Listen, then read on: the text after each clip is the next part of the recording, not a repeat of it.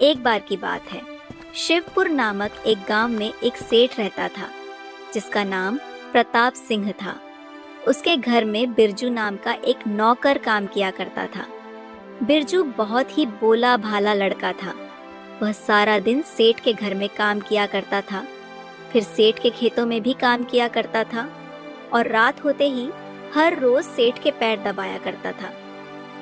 अगर बिरजू से जाने अनजाने में भी कोई गलती हो जाती तो सेठ उसे बहुत मारता था।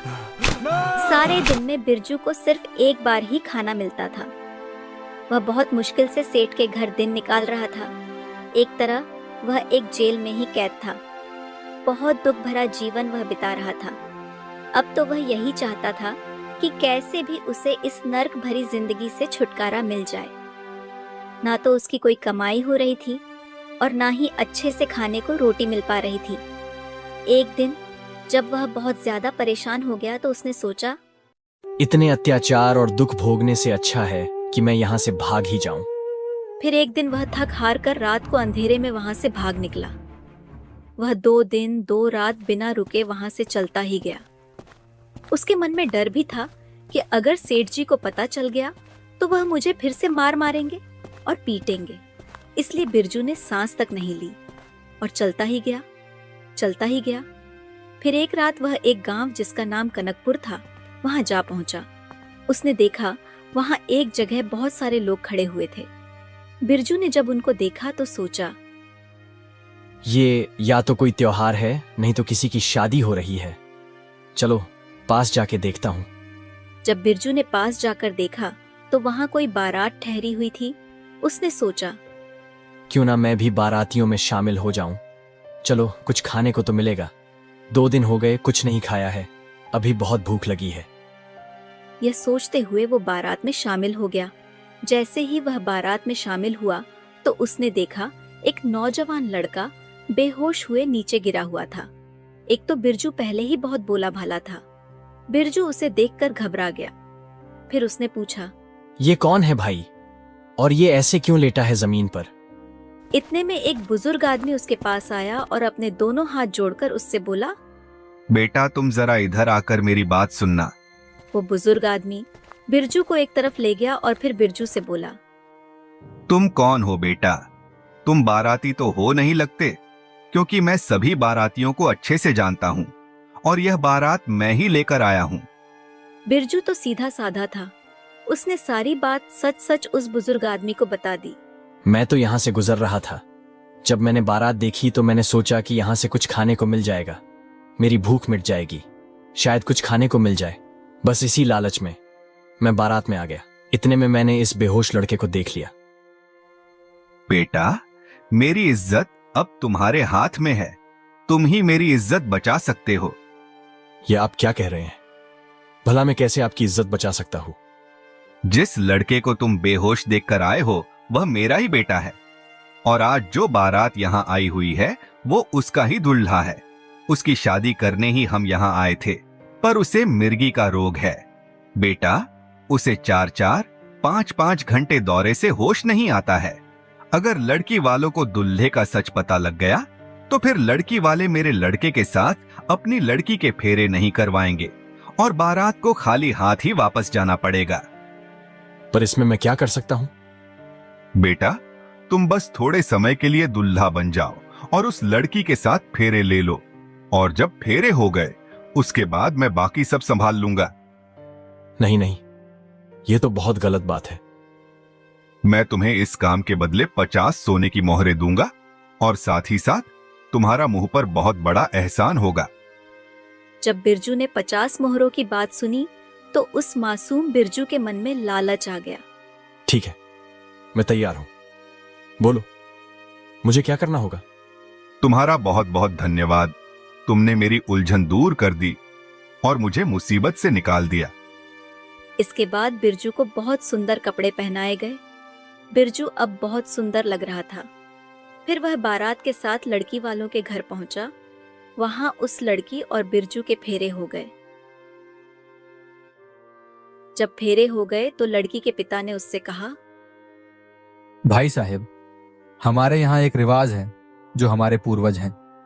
उनकी पूजा करनी होती है उसके लिए लड़का लड़की को अकेले में एक कमरे में जाकर पूजा करनी होती है। फिर वह कमरे में गए। दोनों को कमरे में अकेले छोड़ दिया गया। फिर अपनी पत्नी से बिरजू ने कहा, मेरा तो भूख के मारे बुरा हाल है, क्योंकि अभी तो आया ही था। कुछ खाता उससे पहले ही यहां फंसा दिया था। फिर कुछ खाने के लिए बिरजू ने अपना सेहरा भी हटा दिया। खाने की बात सुनकर उस लड़की को बहुत हैरानी हुई। उस लड़की का नाम लता था। वह बोली, जो मेरे पिताजी ने मिठाई और रोटी बनाई है, क्या वह आपको पसंद नहीं आई? जी नहीं नहीं, ऐसी बात नहीं है। बात तो यह है कि जो बारात है उसे संभालने के लिए सभी लोग लगे हुए हैं। उन्हें ध्यान ही नहीं रहा कि दूल्हे को भी कुछ खाने को दे दें। पति से बढ़कर कौन देवता हो सकता है? ये जो पूजा में मिठाई रखी है, ये इनको दे देती हो। यह सोचकर उसने पूजा की थाली में जो मिठाई रखी हुई थी वह बिरजू को खाने को दे दी। उसने सोचा, अगर इनकी भूख शांत होगी तभी देवता खुश होंगे। बिरजू को तो पहले ही बहुत भूख लगी थी। उसने सारी मिठाई किसी भूखे की तरह मिनटों में चट कर दी। जिस हिसाब से और जिस बेचैनी से उसने मिठाई खाई, उसे देखकर लता ने सोचा, ऐसा लगता है जैसे बहुत दिन से इन्होंने रोटी ही ना खाई हो। बिरजू के मिठाई खाने के बाद जो रस्म थी, दोनों ने मिलकर उसे पूरा किया। इसके बाद बिरजू वहां से बारात के पास वापस आ गया। आते ही लड़के के पिता ने बिरजू से कहा, लो अपनी सोने की 50 मोहरें। अब तुम्हारा काम खत्म हो गया है।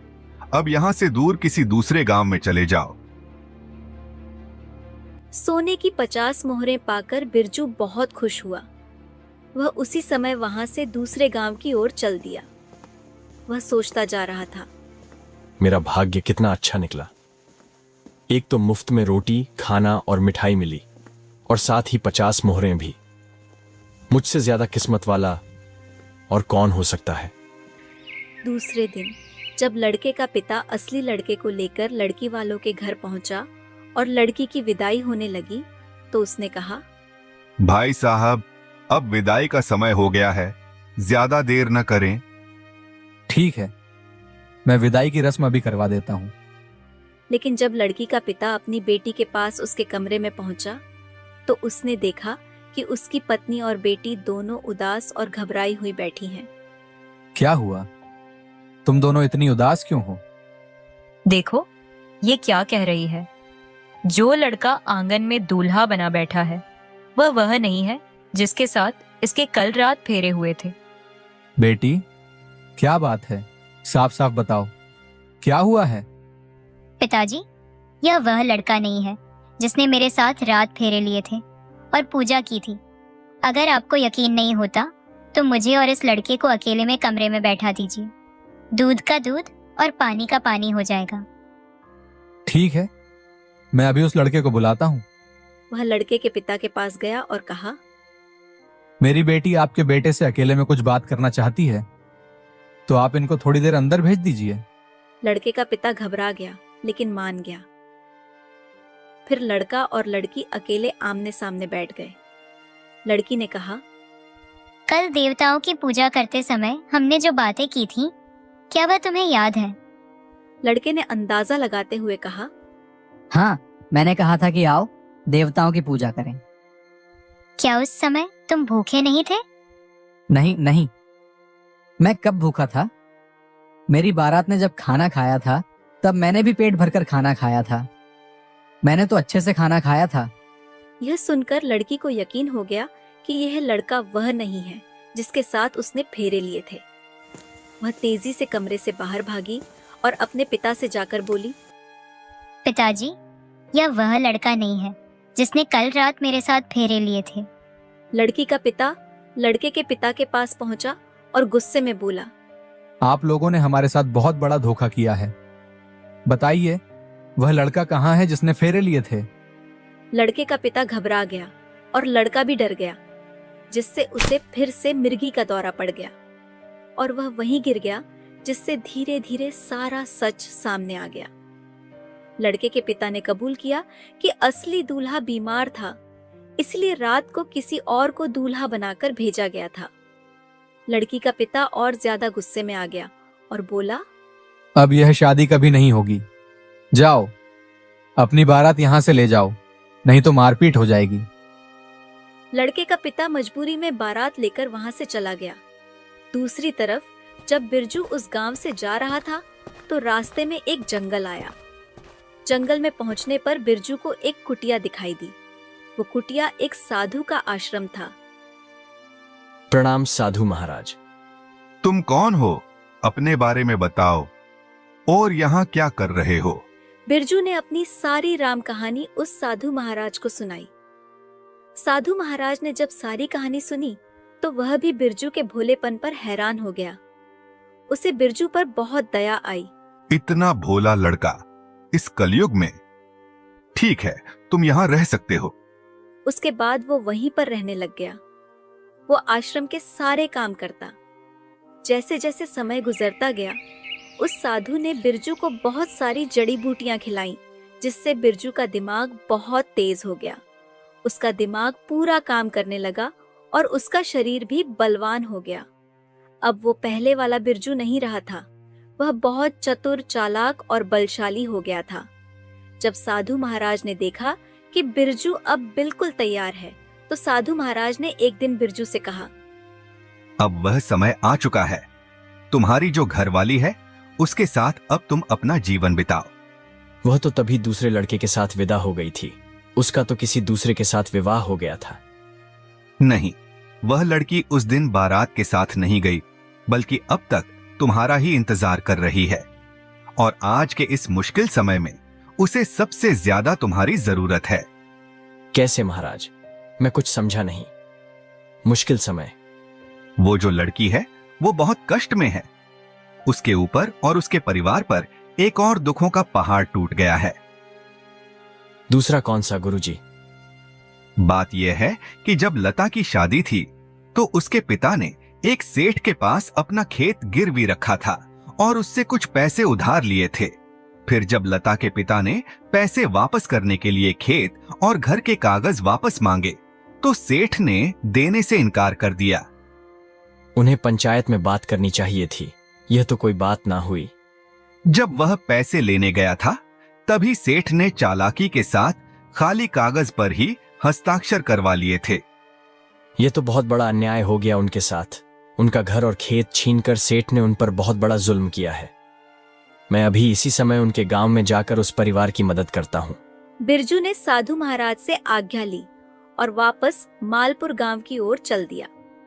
वहां पहुंचकर उसने देखा कि लड़की का परिवार एक बाग में डेरा जमाए हुए है। उनकी इतनी बुरी हालत देखकर वह सोचने लगा, घर बार होते हुए भी, सब कुछ पास होते हुए भी इनको बेघर होकर रहना पड़ रहा है। जब वह बाग में पहुंचा तो सबसे पहले उस लड़की की नजर उस पर पड़ी। वो सोचने लगी, ये कहीं देखा देखा सा लग रहा है, जैसे पहले भी कहीं मिल चुका है। अरे ये तो वही है जिसने मेरे साथ फेरे लिए थे और पूजा की थी। वह बिरजू के पास आई और कहने लगी, क्या तुम मेरे एक सवाल का जवाब दोगे? हाँ, बताओ, क्या सवाल है? अगर किसी दूल्हे को देवताओं की पूजा करते समय भूख लग जाए तो लड़की को क्या करना चाहिए? जो पूजा की थाली में भोजन रखा हो उसमें से ही अपने पति को खिला देना चाहिए। तुम वही हो ना? हाँ लता, मैं वही हूँ जिसको तुमने पूजा करते समय भोजन करवाया था और मेरा पेट भरा था। तुम मुझे ऐसे छोड़कर क्यों भाग गए थे? मेरे साथ फेरे भी लिए, पर जो तुम्हारा फर्ज था वो नहीं निभाया तुमने। उसे ही निभाने मैं यहाँ वापस आया हूँ। फिर लता ने बिरजू को अपने माता पिता से मिलवाया और बताया, माँ पिताजी, ये वही है जिस लड़के के साथ मेरे फेरे हुए थे। बिरजू भी उनको देखकर बहुत खुश हुआ और वह परिवार भी उसे देखकर बहुत खुश हुआ। बिरजू ने सब आपबीती उनको बताई। फिर उस परिवार ने भी अपनी कहानी बताई कि कैसे सेठ ने उनके साथ धोखा किया और झूठ बोलकर उनकी जमीन और घर-बार ले गया। पिताजी, अब आपको घबराने की जरूरत नहीं है। आप लोग दुखी ना हो।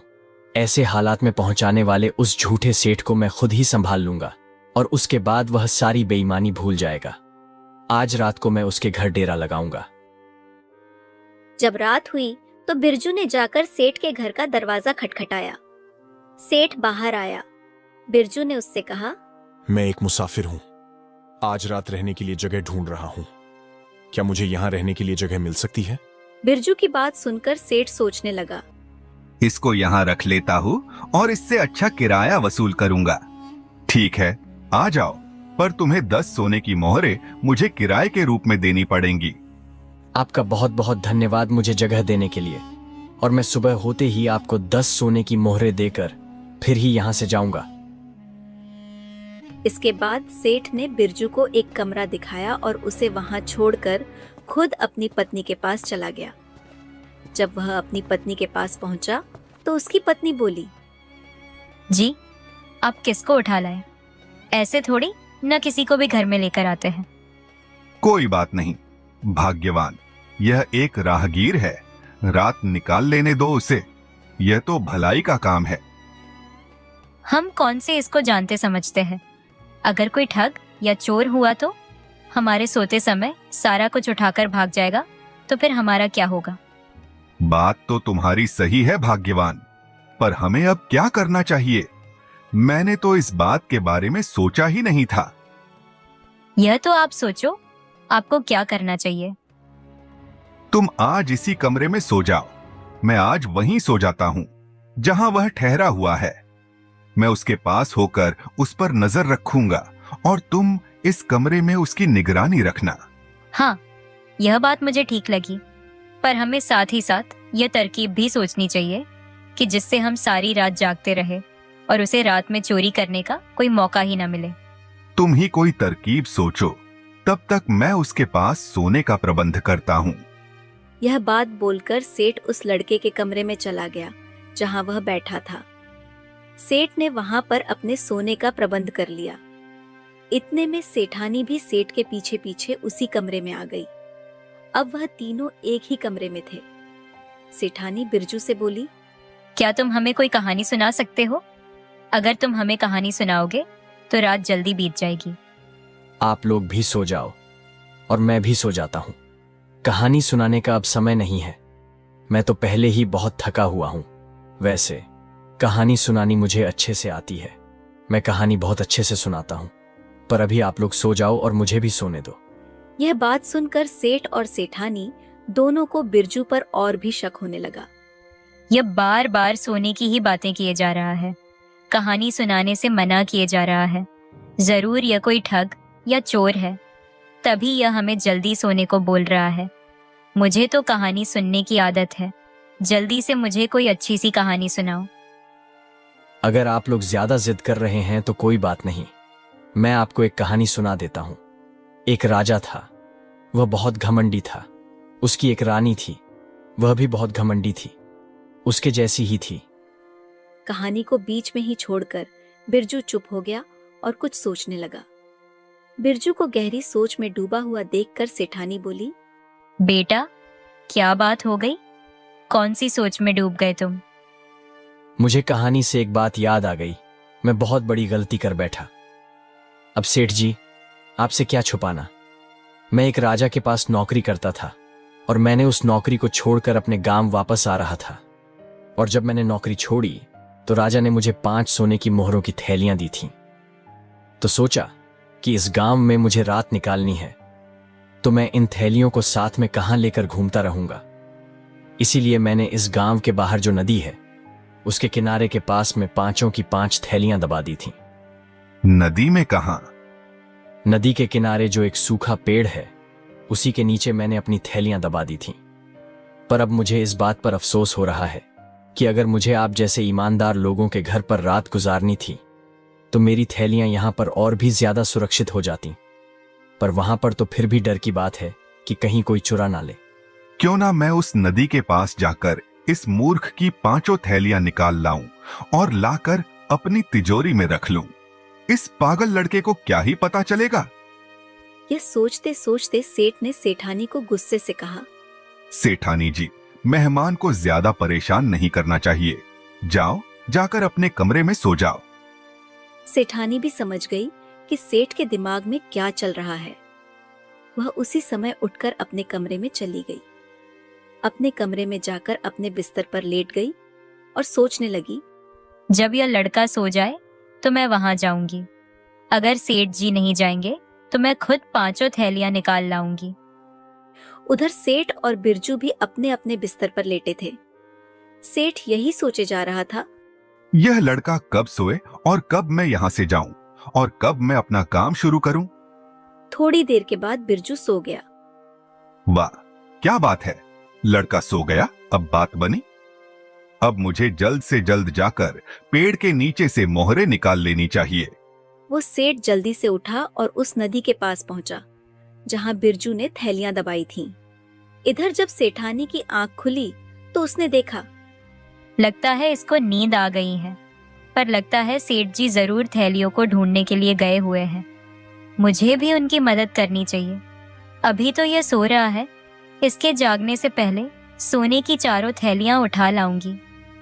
बस इसी लालच में सेठानी भी सेठ के पीछे पीछे उस नदी की ओर चल पड़ी। इधर बिरजू तो जाग रहा था, बस वह सोने का ड्रामा कर रहा था।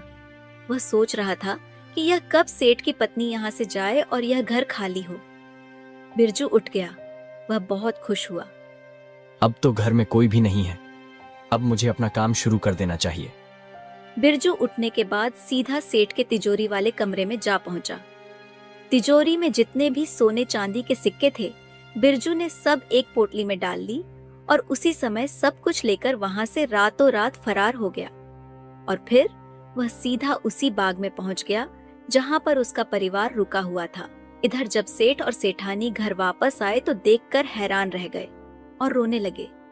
हे भगवान, हम तो लुट गए, बर्बाद हो गए। हम लालच में आकर अपना सब कुछ खो बैठे। तिजोरी की हालत देख वो समझ गए कि आज हम किसी और लुटेरे का शिकार बन गए हैं। इससे पहले हमने लोगों का ही शिकार किया था। सारी बात समझ गए कि वह राहगीर हमें पागल बना गया है।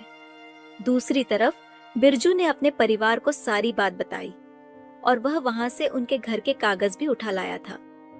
घर और जमीन के कागज पकड़े हुए बिरजू बोला, सेठ आप लोगों से झूठ बोल रहा था कि उसने हस्ताक्षर किसी खाली कागज में करवाए हैं। उसने हस्ताक्षर घर और जमीन के कागजों पर ही करवाए थे।